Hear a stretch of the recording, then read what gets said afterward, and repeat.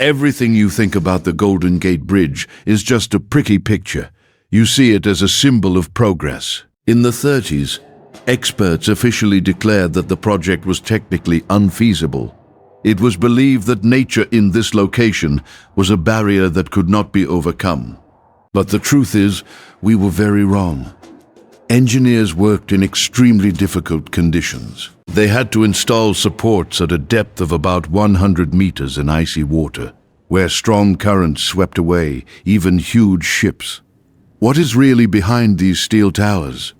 How was a structure made of wire with a total length of 130,000 kilometers created, and what secret system allows the bridge to stand in hurricanes for almost a century? We will show you how, against all forecasts and the laws of physics, the planet's main engineering marvel was created. The Golden Gate Strait was long considered an impassable frontier due to very difficult natural conditions and an unpredictable climate. It is a narrow neck between the Pacific Ocean and the bay. The water depth here reaches 100 meters, and the current speed is comparable to the movement of a mountain river. Billions of tons of water move through this passage daily, creating whirlpools and unpredictable flows. Dense fog covers the shores so suddenly, the ship captains lose their orientation in a matter of seconds. For decades, engineers argued that building a bridge here was technically impossible due to the colossal pressure of the elements and the unstable relief of the seabed. Nature seemed to have created a natural barrier here, guarding the entrance to the bay from any attempts at human intervention. The 30s of the 20th century arrived, bringing with them the Great Depression, which stopped the country's entire economy. People stood in lines for free food, factories were closing, and faith in the future was fading. The city of San Francisco needed a large-scale project capable of creating jobs and restoring confidence to the residents. The idea of building a bridge across the strait had been discussed for a long time, but it seemed more like a dream than a real plan. The authorities understood that such a structure could become a symbol of the nation's revival. However, the treasury was empty, and many experts declared that this endeavor would result only in the loss of huge amounts of money and human lives. During this period, the main supporter of the project became Joseph Strauss, a man with a technical background and great stubbornness. He was not a specialist in suspension bridges. His primary work was on drawbridge designs, which caused doubts among his colleagues. His first blueprint for the bridge across the strait drew harsh criticism in the professional community. Opponents called the project cumbersome and technically unfeasible. Engineering communities of the time claimed that a structure of such length would collapse under its own weight or be swept away by the first powerful storm. Strauss had to spend years arguing and making changes to the design before he could convince those around him of the reality of his vision.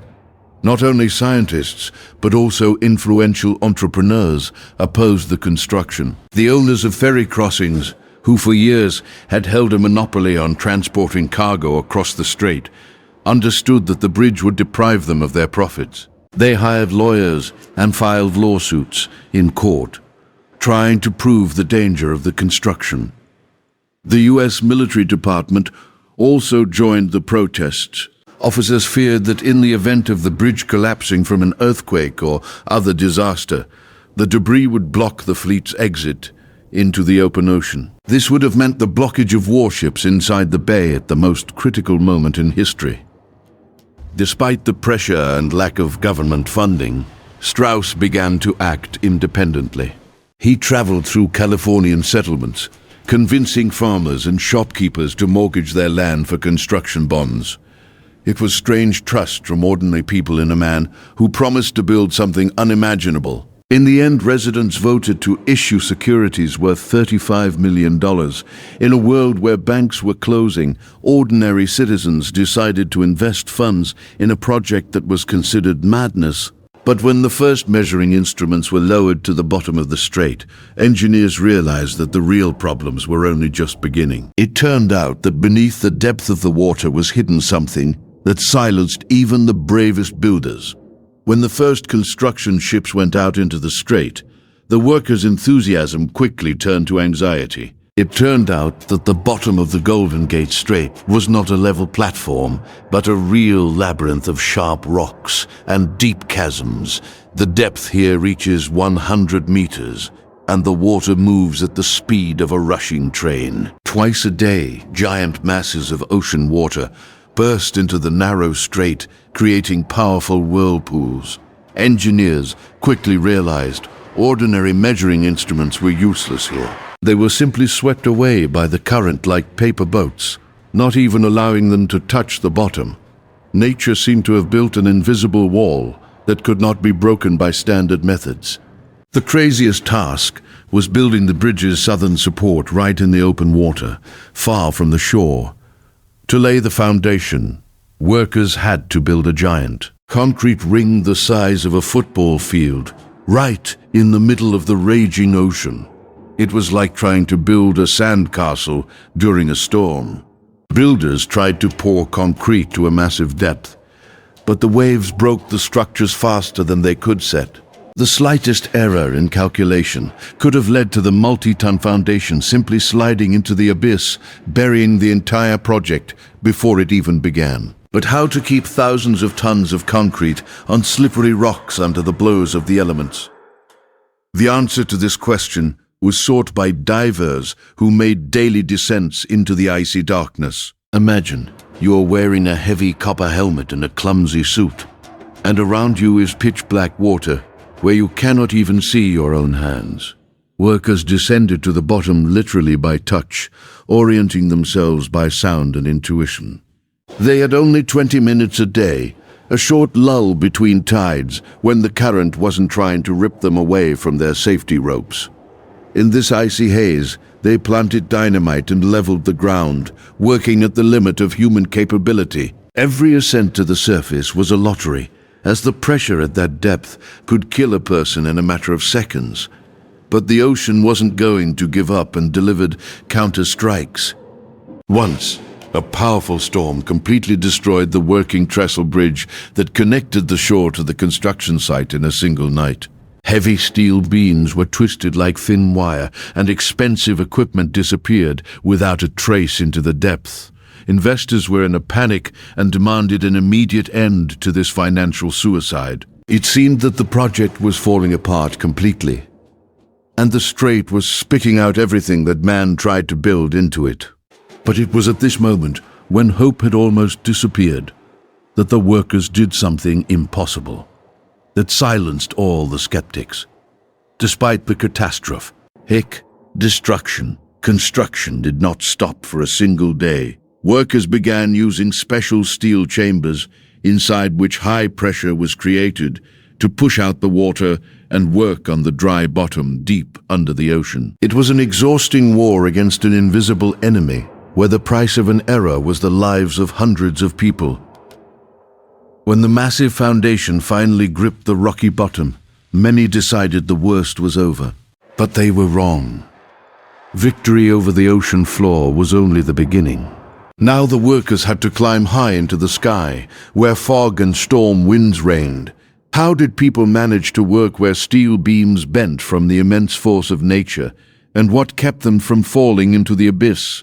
When the bridge's foundation was secured in the seabed, it was time to climb into the sky. Builders began to erect two giant towers, 227 meters high. At the time, this was comparable to the tallest buildings in the world. These supports were assembled from millions of steel parts right above the water. Workers were at a height of 70 stories, where the wind blew so hard that heavy cranes swayed in different directions.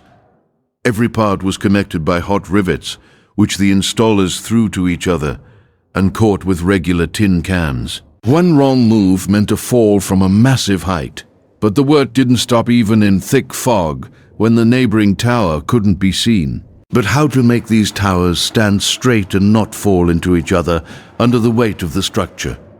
As soon as the towers were installed, a new complex question arose. They needed to be connected with cables that could hold the weight of an entire city. Bringing finished cables of such thickness was impossible. No ship could have lifted such a load, and the cranes of that time could not have supported the weight. Engineers decided to create the main cable right in the air. They began pulling thousands of individual thin steel threads between the supports. Special shuttle wheels constantly moved from wire the thickness of a regular pencil. Securing wire the thickness of a regular pencil, this process lasted for months. Each wheel made hundreds of trips a day, despite the storm gusts of wind. Few people know that if even one thread had been tensioned weaker than the others at that moment, the entire bridge could have simply fallen apart. Organizing this process required perfect precision. In total, 130,000 kilometers of wire was used for the two main cables. That amount would have been enough to wrap around the planet at the equator 3 times. Each individual thread had to lie strictly in its place. If there had been a deviation of even a few millimeters, the load would have been distributed incorrectly, and the bridge could have collapsed. When all the threads were tensioned, they were compressed by powerful hydraulic presses. The result was a dense steel cable, almost 1 meter in diameter.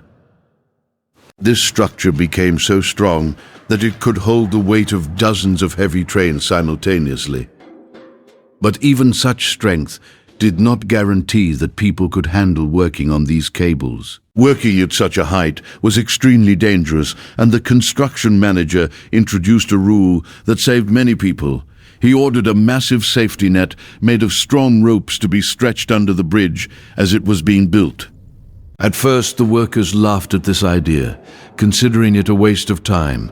But soon, the net saved the first person who fell from the beams. In total, 19 workers fell into this net during the construction and survived. These people later created a closed club called Halfway to Hell. This innovation allowed the builders to work faster, as the fear of heights interfered less with performing complex tasks. Although the net saved them from falling, it could not protect them from what was starting to happen to the metal itself. However, even safety gear could not fully protect people from the whims of the weather. Workers had to balance on parts slippery from fog, holding heavy tools in frozen hands. Due to the constant noise of the wind and the strikes of hammers, the crews communicated with each other only using special hand signals. Every secured wire brought the end of this long construction closer. But when the main cables were ready, engineers noticed strange behavior from the structure. The bridge began to noticeably change its dimensions under the sun's rays and during storms. The creators suddenly realized they had built not just a rigid frame, but something alive and unpredictable that could deliver a deadly surprise at any moment. What was making the bridge change its shape right before the eyes of the stunned builders? When the main roadway finally connected the two shores, the engineers made a frightening discovery. It turned out that the massive structure behaved not at all like a normal building.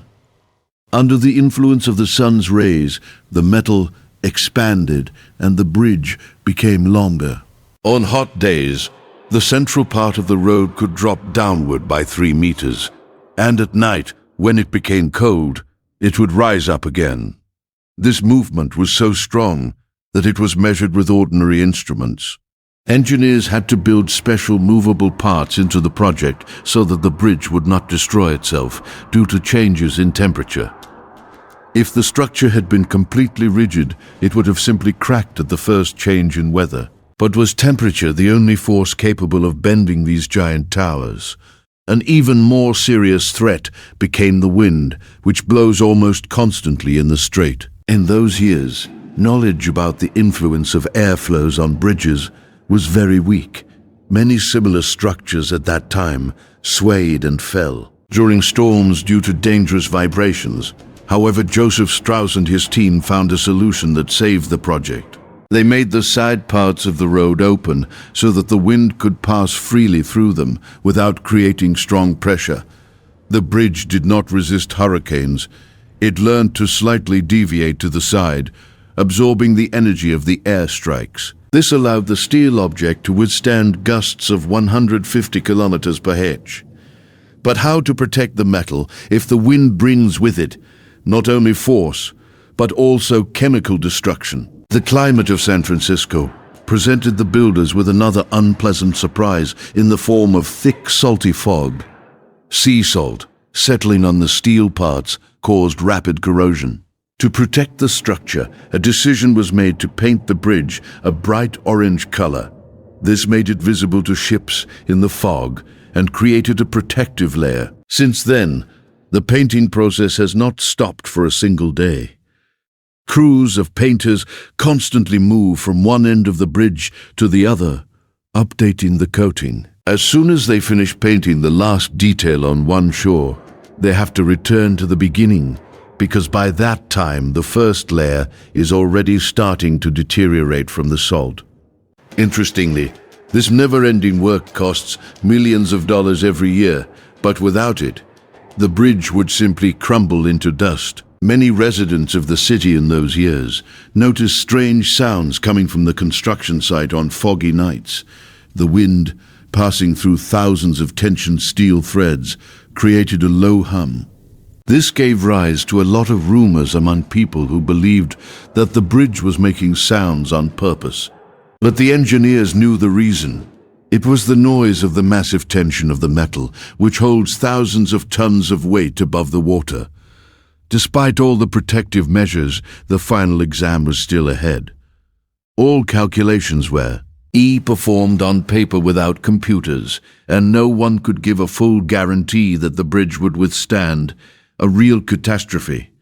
Engineers understood that they had created an object that went beyond the ordinary rules of construction. The true secret of this strength was revealed only decades later, when an event occurred that should have completely destroyed the bridge. How exactly was the old structure able to survive what leveled modern homes, and what secret did the engineers accidentally lay in the foundation 100 years ago?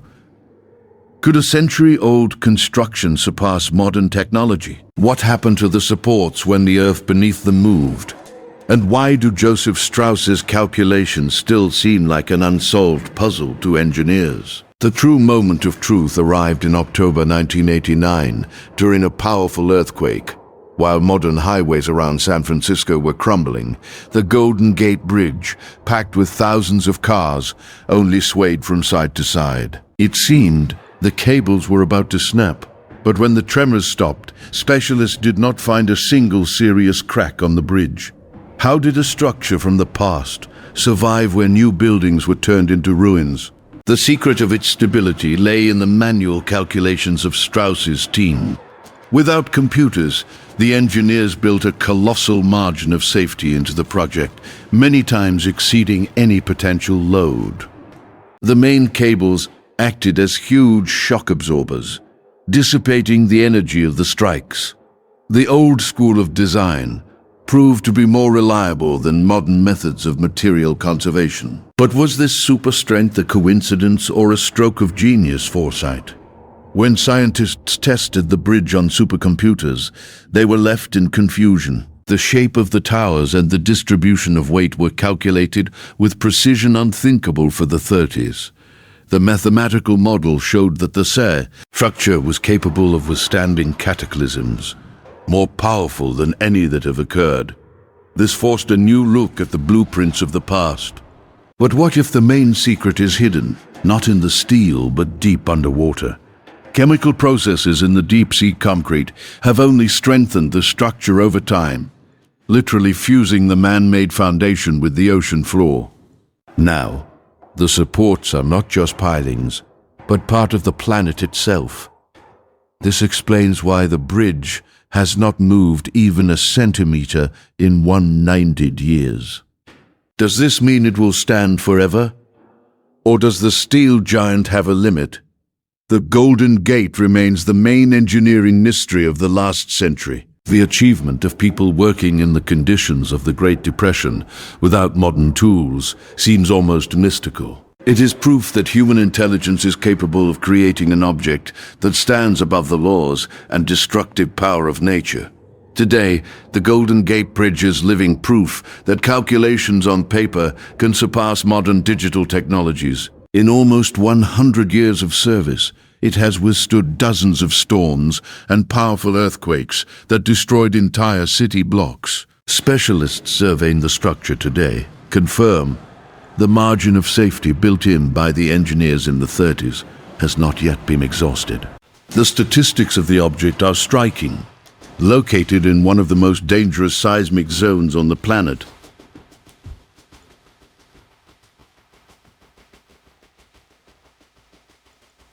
the bridge has never closed for a major repair due to failures. This is the result of the incredible courage of the builders who worked in icy water and at terrifying heights. The ability of the structure to deviate to the side by 8 meters without collapsing is still considered the pinnacle of engineering thought. We see before us the triumph of human logic over the power of the elements. The history of the construction teaches us that the boldest ideas are born in difficult times. This bridge became a symbol of the exit from the Depression for millions of people. It reminds us that precision and courage can conquer any element. Today, the orange giant continues to stand over the strait, meeting the fog like a silent guardian of the pioneer era. How long will this masterpiece be able to resist the salty water of the Pacific Ocean? What other secrets are hidden by its supports at a depth of 100 meters? The engineering world still debates whether this success was the result of brilliant calculation or lucky coincidence. We will continue to study the incredible construction projects of the planet and reveal secrets that have remained under the seal of secrecy for decades. If you were interested in learning the truth about the creation of this marvel, be sure to subscribe to the channel. Here we analyze fascinating stories about how man changed the face of the earth, contrary to the laws of physics. Click the bell so you don't miss the next issue about even more mysterious objects. Your support helps us find rare facts. See you in new investigations on the edge of the possible.